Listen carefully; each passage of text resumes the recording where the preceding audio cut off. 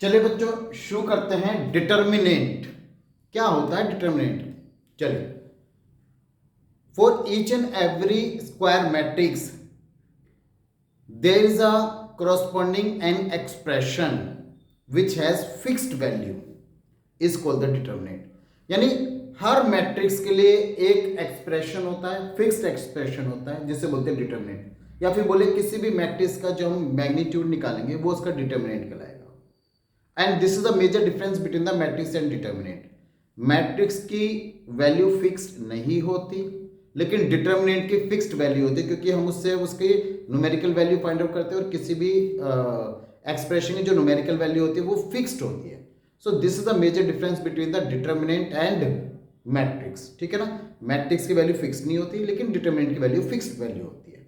तो हर एक मैट्रिक्स के लिए उसके कोरस्पॉन्डिंग एक एक्सप्रेशन होता है जिसे हम बोलते हैं डिटर्मिनेंट। समझ में आ गया होगा determinant.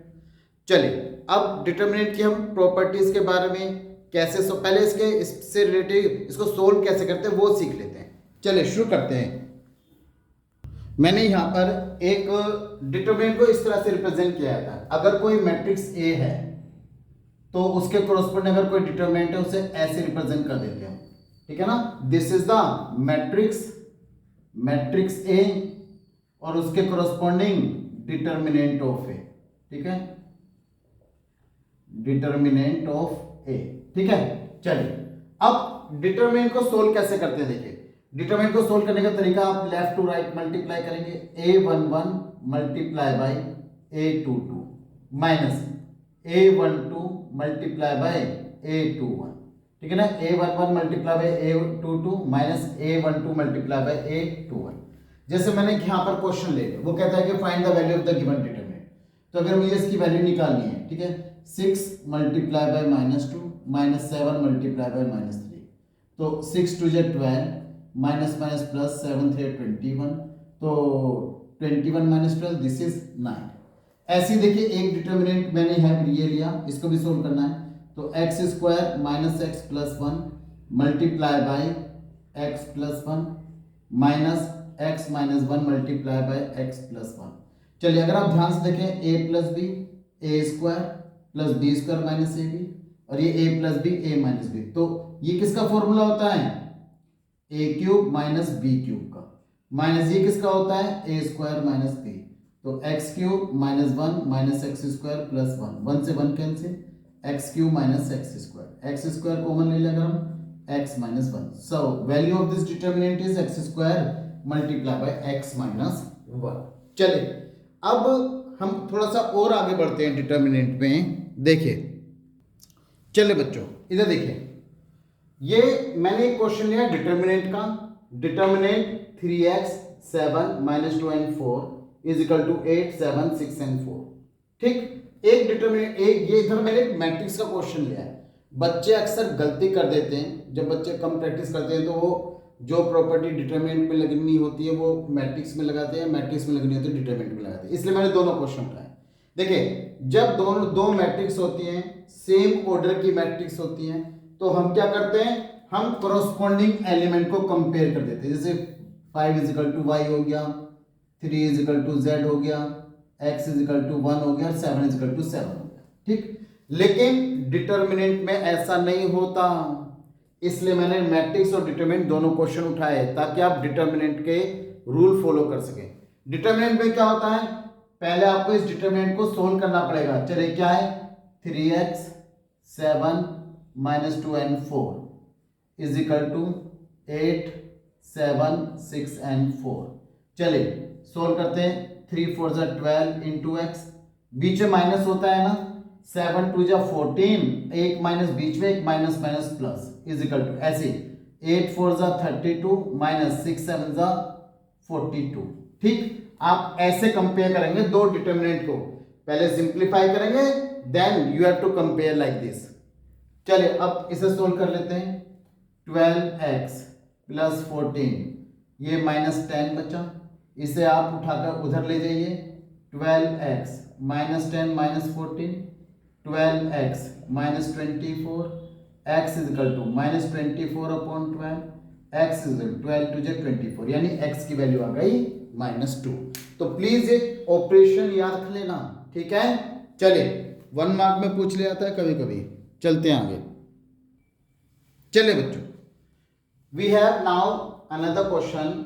If determinant x plus 1, x minus 1, x minus 3, x plus 2 is equal to 4, -1, 1 and 3, find the value of x। चलिए सोल्व करते हैं।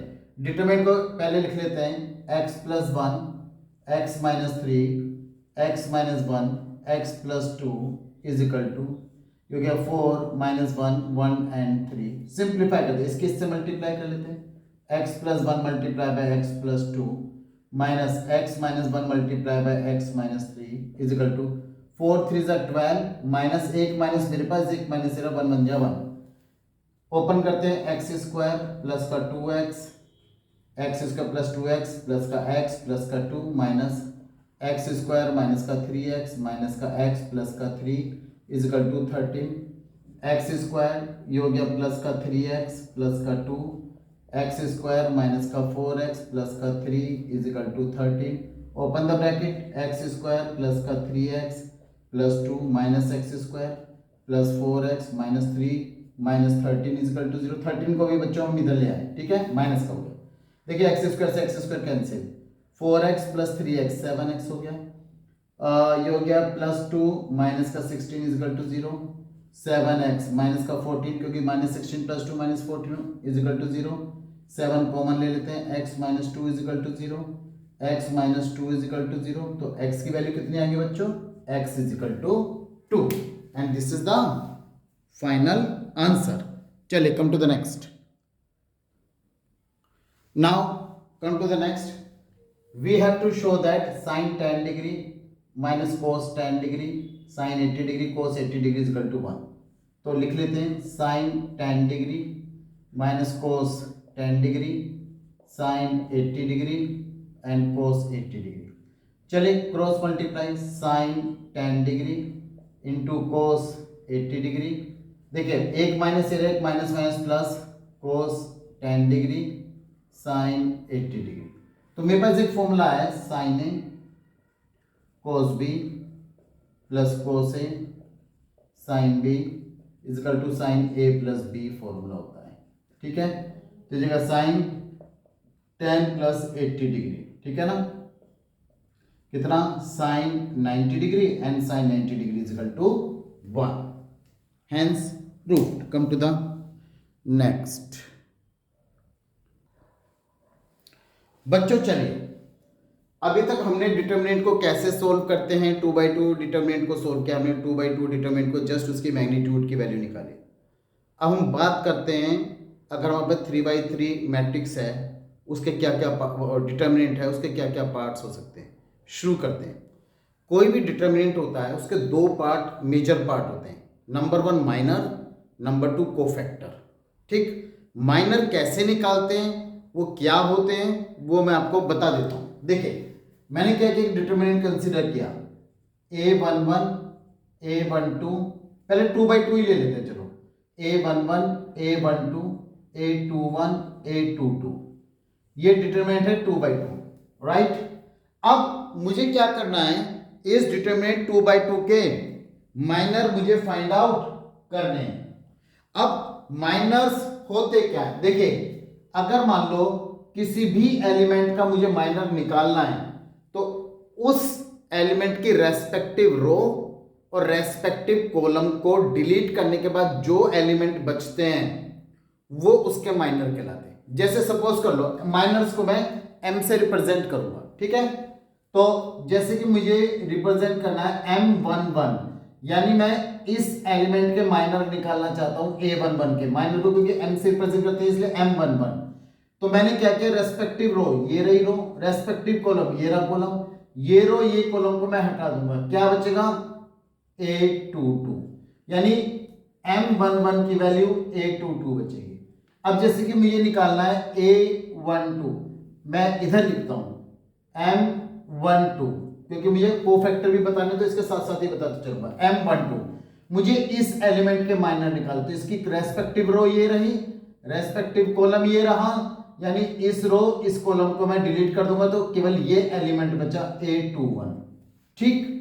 अब आइए A21 यानी M21, ये इस एलिमेंट के रेस्पेक्टिव रो और कॉलम को डिलीट कर रहा हूं, ये रो ये कॉलम को मैं डिलीट कर रहा हूं, क्या बचा A12 यानी M21 की वैल्यू A12, M22 रेस्पेक्टिव इस एलिमेंट की बात करें तो अगर मुझे इस एलिमेंट की बात करें रेस्पेक्टिव रो और रेस्पेक्टिव कॉलम को मैं हटा रहा हूं, रेस्पेक्टिव रो और कॉलम को, क्या बचेगा A11 बचा। ये मेरे माइनस है इस 2/2 डिटरमिनेंट के। अब कोफैक्टर क्या होता है, देखो बच्चों कोफैक्टर को C से रिप्रेजेंट करते हैं Cij यानी cofactor of ith row jth column, cofactor of ith row jth column कैसे निकालते हैं, -1 raise to power ith row plus jth column multiply by Mij, यानी इस माइनर में माइनस के अंदर respective -1 raise to power i plus j की multiply करोगे तब जाके आपको कोफैक्टर पता लगेगा। नहीं आया ना समझ में।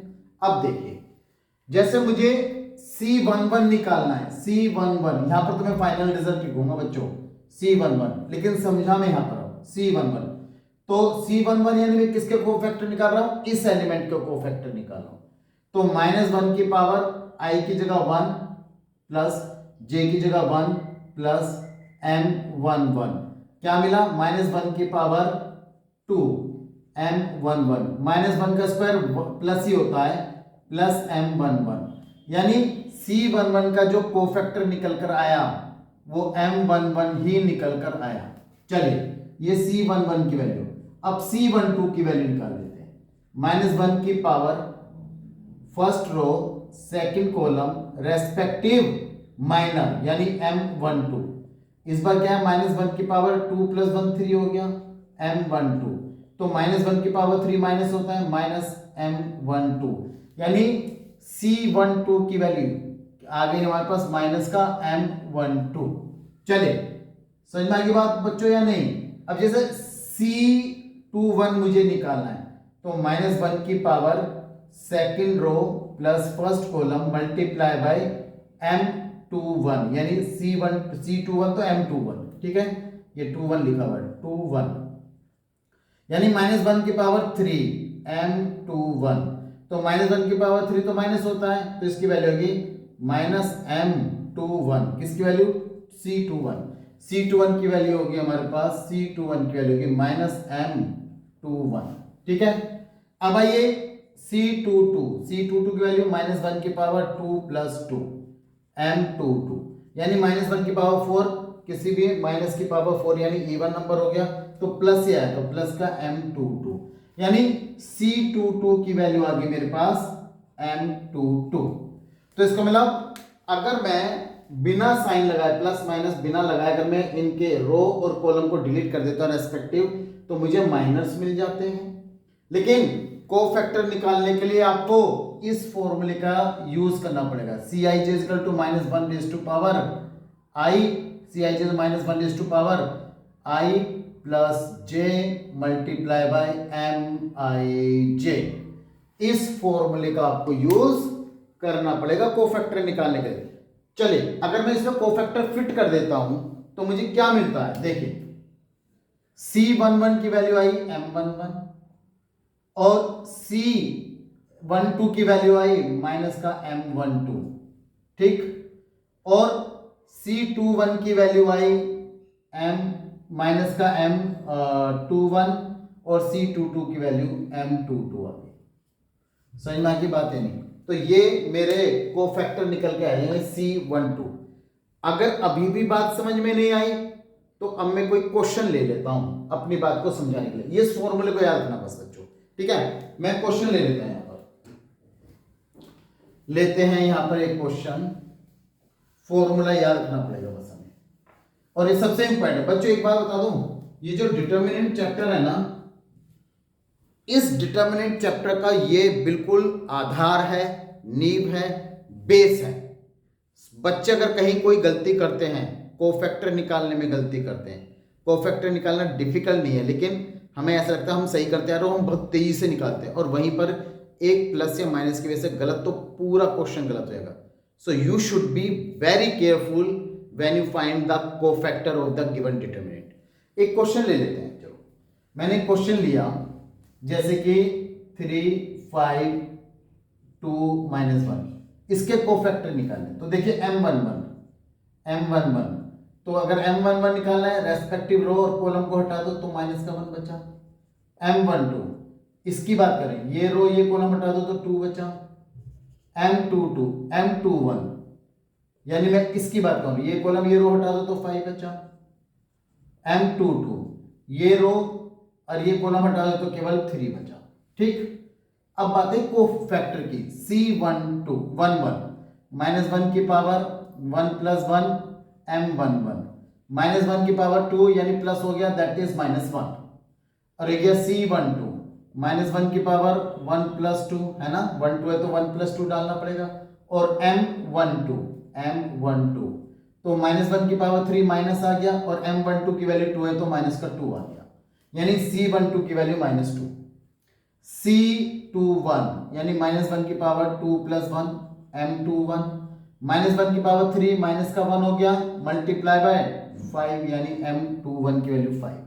C22 यानी -1 की पावर 2 + 2 हो गया और M22 तो -1 की पावर 4 प्लस हो गया और M22 3 तो प्लस का 3।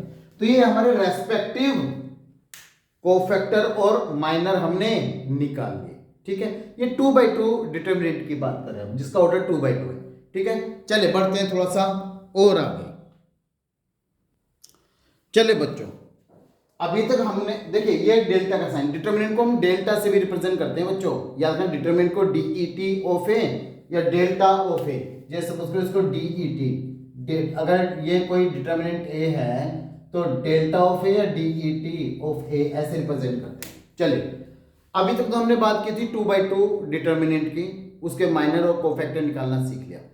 अब हम निकालेंगे minor as well as cofactor of 3/3 determinant. ठीक है, चलिए, क्योंकि मेरा मेन मोटिव आपको डिटरमिनेंट और कोफैक्टर फाइंड आउट करके सिखाना है, तो मैं माइनर निकालूंगा, रेस्पेक्टिवली कोफैक्टर भी निकालूंगा। देखना, चलिए पहले M11 की बात कर लेते हैं। M11 हम क्या करेंगे, क्योंकि मुझे इसके माइनर निकालने हैं तो रेस्पेक्टिव रो रेस्पेक्टिव कॉलम डिलीट कर दो, यानी ये रो ये कॉलम बिल्कुल डिलीट कर दो। क्या बचेगा, बचेगा -1 5 2 and 2। चलिए, अगर मैं सोल्व करूं 2 1 = 2 माइनस का 2 बीच में माइनस आता है, 5 2 = 10 यानी माइनस का 12। मुझे रेस्पेक्ट, अच्छा यहाँ पर कोफैक्टर का फॉर्मूला है CIJ = -1 की power I + j multiply by MIJ यानी रेस्पेक्टिवली माइनर। चलिए ठीक है, तो C11 अब मुझे मालूम है -1 की पावर 1 + 1 M11 -1 की पावर हो गया 2 प्लस माइनस का 12 = -12, यानी M11 रेस्पेक्टिवली C11। चलिए M12, तो M12 मैं इस एलिमेंट की बात कर रहा हूं बच्चों, इसकी फर्स्ट रो सेकंड कॉलम, ये रो ये कॉलम हटा दो, क्या बचा 4 3 2 and 2। ठीक है ना, चलिए 4 2 = 8 3 2 = 6 यानी 2 बचा। अब C12 डायरेक्टली ये फॉर्मूला देखिए, क्या -1 की पावर 1 + 2 M12 -1 की पावर 3 माइनस आ गया and 2, दिस इज -2। C13, ठीक है, सॉरी M13, पहले M13 निकालेंगे, M13 यानी फर्स्ट रो थर्ड कॉलम, मैं इस एलिमेंट की बात कर रहा हूं, तो ये रो और ये कॉलम हम दोनों हटा देंगे, तो क्या बचा 4 3 -1 and 5। सिंप्लीफाई करें, 5 4 = 20 प्लस माइनस प्लस 3 23। तो हमने लिखा C13 यानी -1 की पावर 1 + 3 -1 की पावर 4 हो गया, 4 -1 की पावर 4 प्लस ही होता है, और MIJ M13 यानी +23 आ गया। चलिए ये हो गया।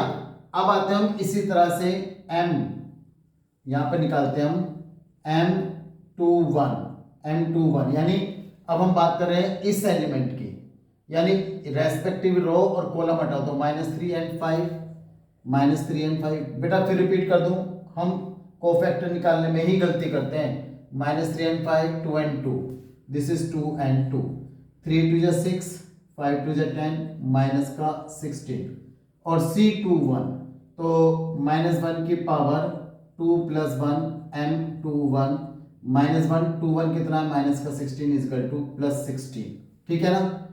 M22 ठीक है ना। अब हम इस एलिमेंट की बात करें M22, ये रो ये कॉलम हटा दें 1 3 1 3 2 and 2 2 and 2 तो कितना गया 2 - 6 यानी माइनस का 4। C22 -1 की पावर 2 + 2 हो गया बच्चों M22 -1 की पावर 4 प्लस हो गया M22 -4 तो प्लस माइनस माइनस। CM23 ठीक है ना। हम किस एलिमेंट की बात करें इस एलिमेंट पर, तो ये रो ये कॉलम गायब 1 3 -3 5 तो 1 3 -3 and 5 5 1 = 5 3 3 = 9 और माइनस माइनस प्लस ये हो गया +14 और C23 यानी -1 की पावर 2 + 3 और M23 -1 की पावर 2 + 3 5 हो गया -1 की पावर 5 और माइनस का हो गया 2 3 14 तो माइनस का 14 आ गया क्योंकि ये ऑलरेडी पॉजिटिव है। चलिए M31 हम इस एलिमेंट की बात कर रहे हैं M31 ये रो ये कॉलम का है -3 -1 और 2 and 2 तो माइनस का 6 प्लस का 2 यानी माइनस का 4। C31 -1 की पावर 3 + 1 M31 ये -1 की पावर 4 प्लस हो गया और ये माइनस प्लस माइनस माइनस। चलिए अब हम बात करेंगे M32 ठीक है ना। M32 इसकी बात कर रहे हैं तो ये रो ये कॉलम का है तो क्या बचा 1 4 2 2 1 4 2 2 सिंप्लीफाई करें 2 1 = 2 4 2 = 8 यानी -6 तो C32 -1 की पावर 3 + 2 M32 -1 की पावर 5 माइनस और माइनस प्लस 6 आ गया C। अब है M33 ठीक है ना M33 यानी हम बात करें इस लास्ट एलिमेंट की ये कॉलम ये रो गया 1 4 -3 -1 1 4 -3 -1 तो 1 1 = 1 4 3 4 = 12 यानी 11 आ गया। अब C33 ठीक है ना -1 की पावर 3 + 3 M33 ठीक है ना -1 की पावर 6 प्लस हो गया M33 प्लस का है तो प्लस का 11 यानी मेरे पास जो कोफैक्टर मिले वो कोफैक्टर क्या मिले बच्चों कोफैक्टर लिख रहा हूं C11 -12 था उसने कहा कि सारे कोफैक्टर लिखे रेस्पेक्टिवली C12 -2 था C13 23 था ठीक है C21 -16 था C22 -4 23 -14 31 -4 32 +6 33 11 तो ये सारे के सारे हमने कोफैक्टर निकाले। अब सबसे बड़ी बात है बार बार प्लस माइनस माइनस प्लस इससे बड़ी प्रॉब्लम हो रही है तो आपको एक चीज याद रखनी है माइनर तो निकालने का मेथड अब आपको पता है ना रेस्पेक्टिव रो और कॉलम को हटा दो तो ये जो 4 एलिमेंट बनते हैं वो हमारे माइनर होते हैं। कोफैक्टर निकालने का सबसे इजी तरीका यानी how to convert minors into cofactor. अब माइनर्स को कोफैक्टर में कैसे कन्वर्ट करना है इसका आसान तरीका ये है देखिए भाई पहला होता है प्लस यानी माइनर के साथ प्लस लगा दो यहां पर माइनस लगा दो यहां पर प्लस लगा दो कोफैक्टर में कन्वर्ट होते चले जाते हैं। फिर इसका उल्टा प्लस है तो माइनस लगा दो माइनस है तो प्लस लगा दो प्लस है तो माइनस लगा दो फिर इसका उल्टा माइनस है तो प्लस लगा दो प्लस है तो माइनस लगा दो माइनस है तो plus plus minus plus minus plus minus plus minus plus ये साइन अगर आप लगा दोगे सारे माइनर अपने रेस्पेक्टिवली कोफैक्टर में कन्वर्ट हो जाएंगे तो इस चीज को आप ध्यान रखना बच्चों। चले कम टू द नेक्स्ट। चले बच्चों अब मैंने एक क्वेश्चन लिया है एक्सपेंशन ऑफ द डिटर्मिनेंट कि हम डिटर्मिनेंट की वैल्यू को कैसे फाइंड आउट करें बाय एक्सपेंडिंग द डिटर्मिनेंट। देखिए उसके भी रूल है मैंने क्या किया मैं यहां से शुरू करूंगा 3 से शुरू आप जो है ना किसी भी डिटर्मिनेंट को किसी भी रो के रेस्पेक्ट में किसी भी कॉलम के रेस्पेक्ट में आप एक्सपेंड कर सकते हैं कोई दिक्कत नहीं है। लेकिन किसी भी रो किसी भी कॉलम के रेस्पेक्ट में आप एक्सपेंशन तो करें, लेकिन रेस्पेक्टिव प्लस माइनस के साइन जरूर लगाएं। जैसा अभी मैंने लगाया था plus minus plus minus plus minus और प्लस माइनस प्लस, साइन लगाना जरूरी है। साइन अगर आपने सेकंड रो शुरू की और रेस्पेक्टिव साइन नहीं लगाया तो आपका आंसर गलत आएगा। ठीक है, चलिए तो मुझे इसका एक्सपेंशन करना, मैं फर्स्ट रो के अकॉर्डिंग कर रहा हूं 3, ठीक है ना। ये रो ये कॉलम हटा देंगे, वैनिश कर देंगे, हमारे पास क्या बचा 2 1 -3 एंड 7।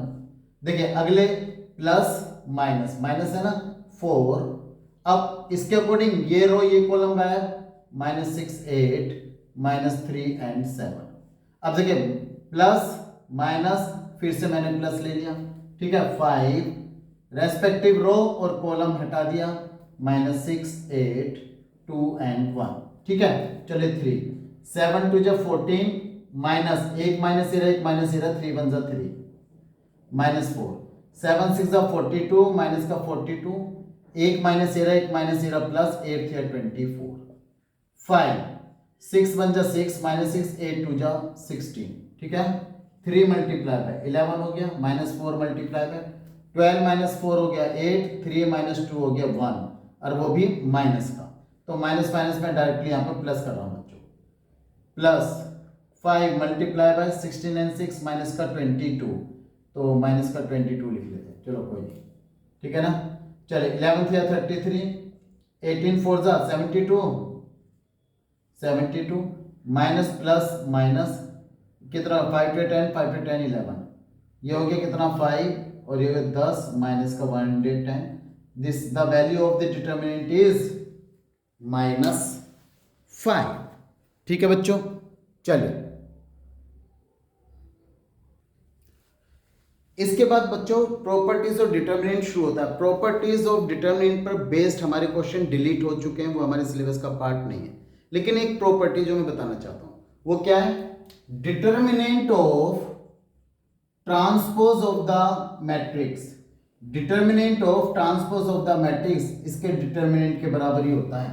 अब ऐसे क्यों होता है, देखो बच्चों सिंपल सी बात है, अगर मैं रो को कॉलम में करूं कॉलम को रो में करूं, लेकिन डिटरमिनेंट तो फिक्स्ड होता है। हमने कहा determinant of any matrix is always a fixed number.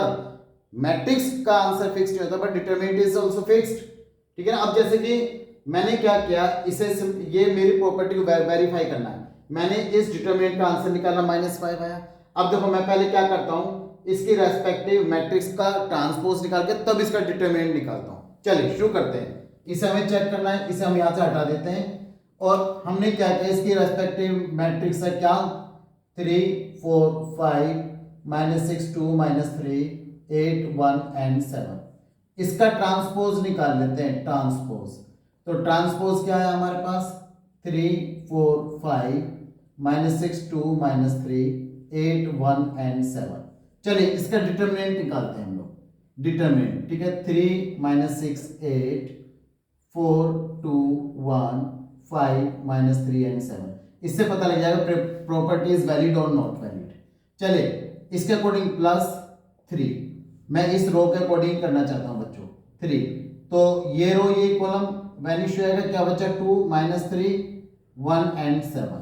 चलिए एक माइनस ये रहा एक माइनस ये रहा, माइनस माइनस +6, ये रो और ये कॉलम गायब, क्या बचा 4 5 1 एंड 7। चलिए +8 के अकॉर्डिंग करते हैं, ये रो ये कॉलम गायब 4 5 2 एंड -3। ठीक है, चलिए 3 7 2 14 माइनस माइनस माइनस +3 +6 7 4 28 -5 +8 4 3 12 5 2 10। तो 3 ये हो गया 17 14 +3 17 6 28 -5 23 हो गया, -8 ये हो गया 22 17 3 51 51 3 6 3 18 1 कैरी ऑन 6 to 12 13 माइनस का 8 2 16 8 2 16 8 2 16 17 8 + 1 9 हो गया, 5 + 3 8 1 -176। तो अगर मैं माइनस करता हूं, ये क्या रहा है 6 3 18 1 का 6 to 12 13 17 3 51 ये हो गया 9 5 और 3 8 ये हो गया 8 2 16 8 2 जा 16 एंड 1 17, तो 76। इसका मतलब कहीं कुछ गड़बड़ है, आई एम जस्ट चेकिंग। तो बच्चों यहाँ पर ध्यान से देखिए, 9 माइनस 6 3 बचा और ये बचा मेरे पास 13। देखिए मैंने यहाँ पर देखा है 7 2 जा 14 और माइनस माइनस प्लस होना था, 3 1 जा 3 प्लस 3 कितना हो गया 17, 17 3 जा 51, 51 ये कितना हो गया 3 और 123, 123 में से 110 काटोगे 13, left hand side is equal to right hand side. देखिए यहाँ पर मुझसे कैलकुलेशन मिस्टेक हुई और मैंने क्या कहा, कैलकुलेशन मिस्टेक होने के बहुत ज्यादा चांसेस हैं, बी केयरफुल। तो ये दोनों वेरीफाई हो गए बच्चों। तो इस तरह से हमने देखा कि ट्रांसपोज और the determinant of transpose of A is always equal to the determinant A. इसका मतलब ट्रांसपोज से कोई फर्क नहीं पड़ा। ठीक है बच्चों, चलिए ये तो आज मैंने प्रॉपर्टी बता दी है, इसके आगे हम कल नेक्स्ट क्लास में करेंगे बच्चों। इस सब की आप प्रैक्टिस प्लीज बड़े ही ध्यान से कीजिए। चलिए मिलते हैं हम अगली क्लास में। प्लीज शेयर जरूर कीजिए और दूसरे लोगों से भी सब्सक्राइब जरूर कराइए अगर मेरा पढ़ाया हुआ समझ में आता है तो। Thank you.